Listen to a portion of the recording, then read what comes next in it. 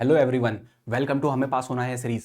Class last minute का recording है ये, और ये पेपर कल हमारा फिजिक्स का पेपर है, तो क्लास इसको हमें स्पेशली बना रहे हैं क्विक रिवीजन फॉर थ्योरी और वो हाईली कॉन्सेप्चुअल सवाल जो बिल्कुल पूछे जा सकते हैं। ठीक है, तो चलो अपना नेक्स्ट चैप्टर स्टार्ट करते हैं, इलेक्ट्रिक करंट। क्लास ये स्पेशली मैंने बनाया है सिर्फ इस बात को ध्यान रखते हुए, अभी बस जस्ट रात के 1 बज रहे हैं, मैं रिकॉर्ड कर रहा हूँ और तुम्हारे पास फौरन अपलोड करता जा रहा हूँ।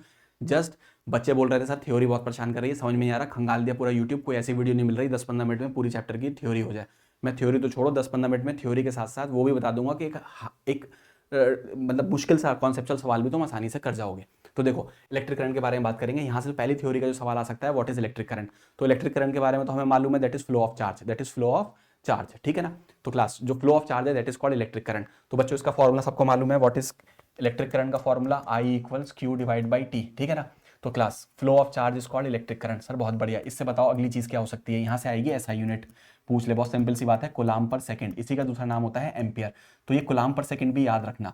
उसके बाद यहाँ से अगली बात पूछेगा, ये स्केलर है वेक्टर है, तो करंट स्केलर होता है। लेकिन क्लास सवाल ये बनेगा, अजर्शन रीजन में आ सकता है कि करंट के पास डायरेक्शन होती है। तुम्हें मालूम है हाई पोटेंशियल से लो पोटेंशियल फ्लो करता है, तो जो हमारा करंट फ्लो करता है वो फ्लो करता है from high potential to low potential. तो जो करंट हमारा हाई पोटेंशियल से लो पोटेंशियल जा रहा है, यानी डायरेक्शन है, और डायरेक्शन होने के बाद भी ये स्केलर क्यों है, because it does not obey vector loss. ये वेक्टर लॉस को ओबे नहीं करता। अजर्शन रीजन में मिल सकता है, कर लेना। ठीक है सर, इलेक्ट्रिक करंट की डेफिनेशन हो गई, फॉर्मूला हो गया, यूनिट हो गई, स्केलर हो गया, डायरेक्शन पता लग गई, एचपी टू एलपी। यहाँ पर एक बात और काम की याद रखना, जो नेगेटिव चार्ज होता है वो उल्टा जाता है, एलपी से एचपी जाता है। ये एक नंबर में एमसीक्यू में मिल सकता है। सर बहुत बढ़िया, और आगे बताइए हमें। अब यहाँ पर नेक्स्ट जो इंपॉर्टेंट चीज़ हमें समझनी है कि यहाँ पर चार्ज कैरियर से रिलेट करता हुआ सवाल पूछता है थ्योरी में, चार्ज कैरियर। यानी मान लो पहला सवाल ये पूछ सकता है कि अगर एक वायर है, अगर एक वायर है और उसमें करंट फ्लो कर रहा है, तो यहाँ पे कौन से चार्जेस रिस्पॉन्सिबल है। तो यहाँ होते हैं हमारे पास फ्री इलेक्ट्रॉन्स। कौन होते हैं वायर के अंदर?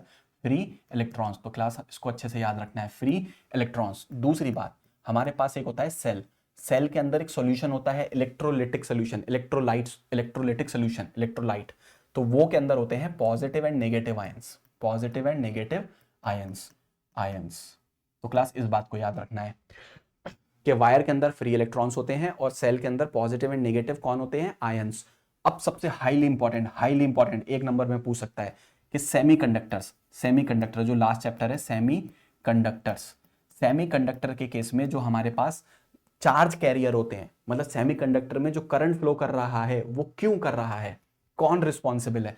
तो सेमीकंडक्टर में जो करंट फ्लो करता है, it is because of electrons. Class लिखते जाना साथ में, electrons and holes, electrons and holes, electrons and holes होते हैं हमारे। ठीक है, तो याद रखना ये 3 बातें, सबसे इंपॉर्टेंट इसमें ये है बच्चों। ठीक है, सेमीकंडक्टर में कौन चार्ज कैरियर्स होते हैं? Electrons and holes. सर आगे चलिए क्लास, अब हम आगे चलते हैं।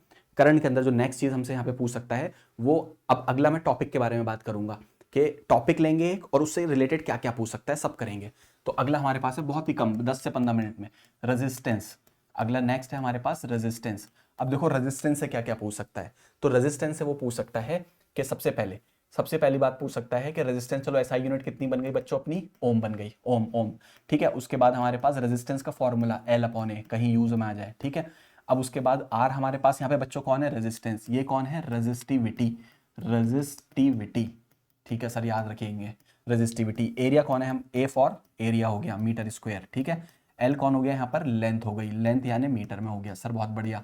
उसके बाद देखो, अब यहां से पहला सवाल क्या पूछ सकता है कि ये रेजिस्टेंस किन किन बातों पे डिपेंड करता है। सवाल सुन लो कि right the parameters on which resistance depend, right the parameters on which resistance depend. तो पहला करता है लेंथ पर, पहला किस पे करता है बच्चों? लेंथ पर, और डायरेक्टली करता है सर, बिल्कुल डायरेक्टली करता है। दूसरा करता है एरिया ऑफ क्रॉस सेक्शन पर, एरिया ऑफ क्रॉस सेक्शन पर, एरिया पे करता है। एरिया पे डायरेक्टली करता है, इन्वर्सली करता है? सर ये भी मालूम है, इन्वर्सली करता है। यानी लेंथ ज्यादा तो रेजिस्टेंस ज्यादा, एरिया ज्यादा तो रेजिस्टेंस कम। तीसरा करता है नेचर ऑफ मटेरियल पर, सर याद रखेंगे। चौथा करता है टेम्परेचर पर, किस पे करता है? टेम्परेचर पर। अब ये टेम्परेचर पे तो मैं ऐसा सवाल बताऊंगा 100% वाला कल को, अभी सुनो। टेम्परेचर पे करता है। ठीक है सर, अब इससे रिलेट करते हुए एमसीक्यू सुन लो। सर एमसीक्यू मत कराओ, डर लग रहा है, थ्योरी बता दो बस। नहीं, ऐसा एमसीक्यू बता रहा हूं आएगा, बस सुन के चले जाओ, 30 सेकंड में हो जाएगा। सुनो क्या, मान लो हमारे पास एक वायर है, वायर है, लेंथ कितनी? L। इसका रेजिस्टेंस कितना R, तुमने इसे खींचा, खींच के इसके रेजिस्टेंस को कर दिया 2L। अब बताओ न्यू रेजिस्टेंस क्या होगा। सवाल समझे कैसे आएगा, पढ़ लोगे समझ में आ जाएगा। वायर था, खींचा, लेंथ कर दी 2L, बताओ न्यू रेजिस्टेंस क्या होगा। तो तुम बोलोगे सर लेंथ के डायरेक्टली प्रोपोर्शनल है, लेंथ को डबल करोगे तो रेजिस्टेंस भी डबल हो जाएगा। नहीं, गलत है। बस तुम्हें करना क्या है, इसका स्क्वायर कर लेना है, 2 का स्क्वायर यानी 4 टाइम्स हो जाएगा। सर ऐसा क्यों कर रहे हैं, क्योंकि जब तुम लेंथ कर रहे हो, खींच रहे हो, तो लेंथ तो ज्यादा हो रही है तो एरिया भी तो कम हो रहा है। ठीक है, अगर मान लो लेंथ हो जाए 3 टाइम्स तो बस 3 का स्क्वायर कर लेना है, तो ये कितना हो जाएगा 9 टाइम्स। ये लेंथ कितनी है 4L, 4 का स्क्वायर कर लेना कितना हो जाएगा 16 टाइम्स। 5 टाइम्स हो गई तो 5 का स्क्वायर कर लेना कितना हो जाएगा 25 टाइम्स हो जाएगा। सर कर लेंगे। अब सुनो, श्योर, पक्का वाला, एक नंबर में, ध्यान से सुनना मेरी बात। एमसीक्यू है, डायरेक्ट हो जाएगा, बस सुनना है।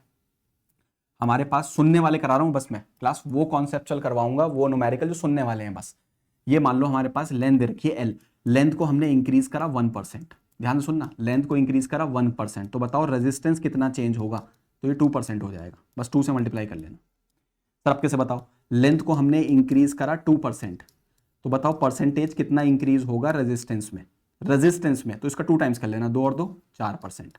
तो बस इतना ध्यान रखना है, 5% तक ये टेक्निक काम कर जाएगी। तो अगर 3% इंक्रीज करोगे तो 3 का 2 टाइम्स कर लेना, 2 से मल्टीप्लाई नहीं कर सकते पेपर में क्या। और सवाल ये इतना याद नहीं रख सकते क्या, लेंथ को इंक्रीज करा तो what will be percentage increase in resistance. तो लेंथ को 2% इंक्रीज करोगे तो रेजिस्टेंस इंक्रीज हो जाएगा 4% से। सर ठीक है, यहां से बात समझ में आ गई पूरी। ठीक, अब यहां से आगे चलेंगे हम लोग रेजिस्टेंस के अंदर। नेक्स्ट जो हमारे पास हो सकता है दैट इज रेजिस्टेंस के बाद आता है रेजिस्टिविटी। बच्चों क्या आता है हमारे पास, रेजिस्टिविटी। रेजिस्टिविटी, अब देखो बच्चों रेजिस्टिविटी रो, पहला सवाल जो रेजिस्टिविटी से आ सकता है, ये किन किन बातों पे डिपेंड करती है, parameters on which it depends. तो नंबर ये 1 करती है टेम्परेचर पर, किस पे करती है बच्चों, टेम्परेचर पर। और नंबर सेकंड ये डिपेंड करती है हमारी नेचर पर, किस पे करती है, नेचर, इसकी ऐसा यूनिट होगी ओम मीटर। ठीक है, उसके बाद टेम्परेचर से रिलेट करता हुआ क्लास बहुत ज्यादा चांसेस है कल मिल सकता है। क्या पूछ सकता है देखो, अब जब ये रेजिस्टिविटी टेम्परेचर पे डिपेंड करती है, इसकी इक्वेशन बस सुन लो, rho naught 1 plus alpha delta T, बिल्कुल मत करवाना क्लास, न्यूमेरिकल नहीं करवा रहा। यहां पर ये है coefficient, thermal coefficient of resistivity, coefficient of resistivity, coefficient of resistivity या रेजिस्टेंस, रेजिस्टिविटी। ठीक है सर, कम से कम ये नाम तो याद रख सकते हो, बिल्कुल। अब सुनो काम की बात, यहां पर अगर ये अल्फा पॉजिटिव होगा तो अल्फा पॉजिटिव होता है हमारा मेटल्स के लिए, किसके लिए होता है बच्चों, पॉजिटिव, मेटल्स के लिए होता है। बहुत काम की बात है क्लास, बहुत काम की बात है कि ये अल्फा पॉजिटिव होता है मेटल्स के लिए, और इसका मतलब होता है कि अगर टेम्परेचर बढ़ाओगे तो रेजिस्टेंस बढ़ेगा, रेजिस्टिविटी भी बढ़ेगी, कंडक्टिविटी कम होगी, उल्टा हो जाएगा। ठीक है सर, दूसरी बात ये है सबसे इंपॉर्टेंट, सेमीकंडक्टर के लिए अल्फा नेगेटिव होता है, बहुत ही काम की बात, स्टार बना लो क्लास, कल पता नहीं क्यों लग रहा है आ रहा है, बहुत ज्यादा चांसेस आ सकता है। अल्फा नेगेटिव होता है, किसके लिए होता है भाई, सेमीकंडक्टर्स के लिए, तो नोट कर लेंगे दैट इज सेमी कंडक्टर्स के लिए। इसका क्या मतलब है, इसका मतलब यह है कि अगर तुम टेम्परेचर को बढ़ाओगे तो रेजिस्टेंस कम होगा, रेजिस्टिविटी कम होगी, कंडक्टिविटी ज्यादा होगी। ठीक है सर, ये हो जाएगा। उसके बाद अल्फा कांस्टेंट रहता है, किसके लिए, एलॉयज के लिए, किसके लिए, एलॉयज के लिए, यानी टेम्परेचर को बढ़ाने पर, टेम्परेचर को बढ़ाने पर रेजिस्टेंस या रेजिस्टिविटी में कोई फर्क नहीं आता। अब बहुत ध्यान से सुनना मेरी बात, कल को ये हो सकता है ग्राफ बनाने को भी आ जाए, और ग्राफ के साथ ये ग्राफ बने हुए हो उनका नाम पूछ ले। जैसे पहला देखो, ये हमारे पास टेम्परेचर है, ये रेजिस्टिविटी, ये टेम्परेचर। अब अगर मेटल का केस होगा तो ये इंक्रीज हो जाएगी, तो ये ग्राफ हो गया मेटल्स के लिए। क्लास पता नहीं क्यों लग रहा है, आ सकता है, ध्यान से देख लेना। उसके बाद दूसरा देखो सेमीकंडक्टर के लिए, सेमीकंडक्टर के लिए रेजिस्टिविटी डिक्रीज होती है, लो डिक्रीज हो गई, क्या होती है, डिक्रीज। तो ये किसके लिए हो गया ग्राफ, सेमीकंडक्टर्स के लिए, बनाते जाओ क्लास कॉपी में। उसके बाद ये टेम्परेचर हो गया और ये रेजिस्टिविटी हो गई, ये ऑलमोस्ट कांस्टेंट रहती है, किसके लिए, लॉइस के लिए। ठीक है सर, कर लेंगे, अब आगे सुनेंगे हम। अब क्लास हमने करंट के बारे में बात कर ली, रेजिस्टेंस के बारे में बात करी, रेजिस्टिविटी के बारे में बात करी। नेक्स्ट जो इंपॉर्टेंट चीज हमारे पास आ सकती है, रिकॉर्डिंग चेक कर लूं हो रही है, बढ़िया। उसके बाद नेक्स्ट हमारे पास जो इंपॉर्टेंट चीज आती है वो यहां से पूछ सकता है सवाल,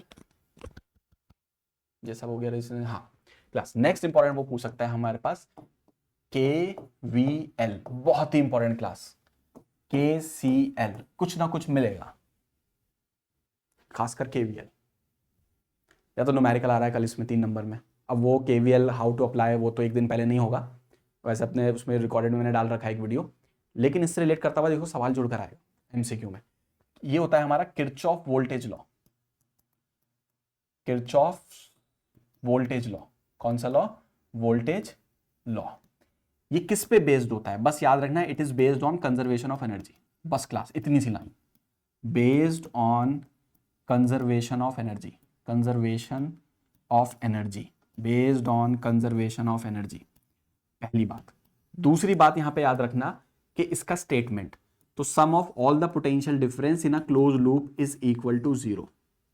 सुनो, sum of all the potential difference in a closed loop is equal to 0। तो किसी क्लोज लूप में सारे पोटेंशियल डिफरेंस का सम 0 होता है, बस 2 बातें याद रखनी है। This is Kirchhoff current law, Kirchhoff current law. इसका दूसरा नाम होता है जंक्शन लॉ, कभी छोड़ा हो जंक्शन लॉ के नाम से।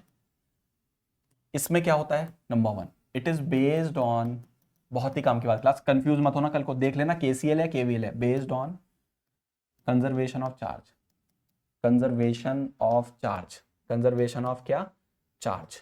और दूसरा, इसमें सारे करंट का सम 0 होता है, किसी जंक्शन पर जितने भी करंट होते हैं उनका सम 0। ये जंक्शन है, P पॉइंट, जो करंट आ रहा है और जो करंट जा रहा है वो सब बराबर होगा, यानी आना इक्वल्स जाना, which is I1 plus I2 equals I3 plus I4 plus I5। बस ये इतनी सी बात याद करके जानी है इसमें, कि ये based on conservation of energy ये वाला KVL, और KCL is based on conservation of charge, और इनके स्टेटमेंट। ठीक है सर, अब हम आगे चलते हैं। अब आगे जो मैं बताने जा रहा हूं class, highly important, highly important. और मैं तुम्हें 3 ग्राफ बताऊंगा बस, और 3 ग्राफ में से एक ग्राफ ऐसा है जिसमें 2 नंबर का सवाल भी बन सकता है। सर सवाल न्यूमेरिकल डिफिकल्ट, कल पेपर, कुछ घंटे बचे हैं, नहीं, टेंशन नहीं लेनी है। ये ऐसा ग्राफ रहेगा कि तुम बस सुन के चले जाओ, कराओगे। देखो ध्यान से, अब हम बात करेंगे नेक्स्ट सेल के बारे में। किसके बारे में बात करेंगे? सेल। क्लास देखो, सेल का तो दो डेरिवेशन, जिसमें से एक parallel combination of cell. Time मिले अगर इन वीडियोस को देखने के बाद तो वो वीडियो में पढ़ा हुआ है, कर भी लिया होगा शायद तुमने, वो इंपॉर्टेंट है डेरिवेशन। मैं कुछ और बताने आ रहा हूँ। क्लास देखो, ये हमारे पास एक सेल है जी सर, ये तो पता ही है, ये EMF होता है, इलेक्ट्रोमोटिव फोर्स, EMF। पहले तो इसकी बात याद कर लो, फोर्स की यूनिट न्यूटन नहीं, इसकी यूनिट होती है वोल्ट। कल धोखा मत खा जाना, इसकी यूनिट लिखने को आ सकती है MCQ में कि EMF, इलेक्ट्रोमोटिव फोर्स की यूनिट क्या होती है? फोर्स नहीं, फोर्स की न्यूटन, फोर्स के नाम से न्यूटन मत लगा देना, वोल्ट लगा के आना। और वोल्ट का दूसरा नाम और समझ लो, कभी जूल पर कोलैम दे रखा हो, ये 1 नंबर छुपा हुआ है वहां पर। ठीक, ये इसका इंटरनल रेजिस्टेंस है सर, बढ़िया। इसको मैंने एक्सटर्नल से जोड़ा, कितना? Capital R। इससे करंट कितना फ्लो कर रहा है? I। ठीक है sir, external, internal, EMF। 3 graph देख लो बस। पहला ग्राफ आएगा, रट के जाना है बस, ये हमारे पास देगा EMF और R के बीच में। EMF R पे, एक्सटर्नल रेजिस्टेंस पे डिपेंड ही नहीं करता। उसके बाद होगा टर्मिनल वोल्टेज, टर्मिनल वोल्टेज, घबराना मत, इसके अक्रॉस जो वोल्टेज है V, यानी इसके अक्रॉस जो वोल्टेज है V, टर्मिनल वोल्टेज। वर्ड लिख देता हूं ताकि ढूंढने में आसानी हो, terminal voltage, terminal voltage V। तो टर्मिनल वोल्टेज का ग्राफ किसके साथ? R के साथ, कुछ ऐसा होता है, और इसका ये पॉइंट रिप्रेजेंट करता है E को। सर ठीक है, याद रखेंगे। और तीसरा ग्राफ समझ लो क्या है हमारे पास यहां पर,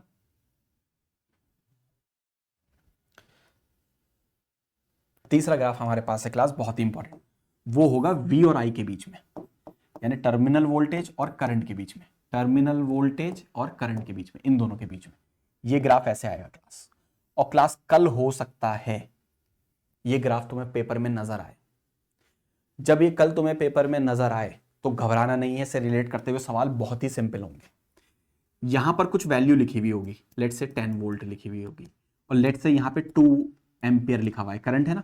बस 2 सवाल पूछेगा, ध्यान से सुनना मेरी बात। पहला पूछेगा EMF ऑफ द सेल क्या होगा, और दूसरा पूछेगा internal resistance of the cell क्या होगा, यानी E क्या होगा, R क्या होगा। इतना तो याद रख सकते हो। मैं तो कह रहा हूं क्वेश्चन भी मत पढ़ो, ऐसा ग्राफ दिखेगा, उसने पूछेगा EMF क्या होगा और इंटरनल रेजिस्टेंस क्या होगा, ऐसा पूछ ले। तो तुम्हें क्या करना है, बस याद रखना है, ये पॉइंट हमारा EMF होता है और इसके लिए स्लोप निकाल लेंगे। इंटरनल रेजिस्टेंस के लिए स्लोप कैसे निकलता है, टेन थीटा। वो होता है परपेंडिकुलर, परपेंडिकुलर कितना है 10, और बेस कितना है ये 2, 5 ओम। दोनों आंसर आ जाएंगे, बस इतना करके आ जाना। इसको डिवाइड कर लेना इन दोनों को, 10 को 2 से, ये बस इतना, ठीक है। तो ये हमारे पास KVL हो गया, KCL हो गया। अब लास्ट बस 2 मिनट में एक और टॉपिक डिस्कस करेंगे, दैट इज अपना Wheatstone bridge. Wheatstone bridge important है, इसकी बैलेंस कंडीशन प्रूव करने के लिए वो अलग है वीडियो, ठीक है। तो यहां पर हमारे पास व्हीटस्टोन ब्रिज के बारे में पूछेगा। तो हमें पता है कि जो इस टाइप का डायग्राम होता है, ये पतंग, पतंग होता है ना पेपर के बाद उड़ाना, ये पतंग जो होती है। तो ये वाला कितना हमारे पास R1, ये वाला कितना हमारे पास R2, ये वाला कितना हमारे पास R3, ये वाला कितना हमारे पास R4, और बीच में या तो रजिस्टर लगा होगा या गैल्वेनोमीटर होगा, ठीक है। और इसको हमने किससे जोड़ लिया, सेल, ऐसा डायग्राम। ये हमारा व्हीटस्टोन ब्रिज है। इसमें बस मुझे इतना बताना है तुम्हें, बैलेंस कंडीशन तुम्हें पता ही है, इन दोनों को डिवाइड कर लो 1 को 2 से। अगर इन दोनों का डिवीजन बराबर आ जाए इन दोनों के डिवीजन के, R3/R4, तो ये हमारा कहलाता है बैलेंस्ड कंडीशन। और उस वक्त यहां पर करंट कितना हो जाता है, 0। बस पेपर में ये पूछ लेगा कि अगर मैं इस सेल को इधर लगा दूं और गैल्वेनोमीटर को इधर ले आऊं, यानी ऐसा डायग्राम बना लूं, ध्यान से देखना, ये,